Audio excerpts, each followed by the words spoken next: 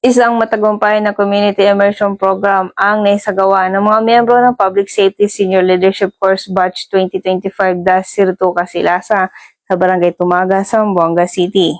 Ito ay pinangunahan ni Police Colonel Samuel S. Dolorino, Chief of Regional Training Center 9, kasama sa aktibidad ng mga tauhan ng iba't ibang PNP unit, local government official at iba pang civic organization.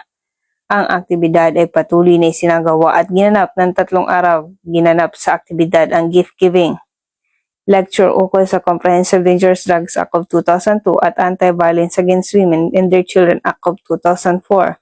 Nagkaroon din ng first aid training para sa mga local government officials, habang ang mga barangay tanod ay tinuruan ng handcuffing at arresting techniques. Bilang karagdagang tulong ay nakatanggap din ang nasabing barangay ng flashlights, batuta at solar panel upang magamit sa kanilang mga tungkulin sa komunidad.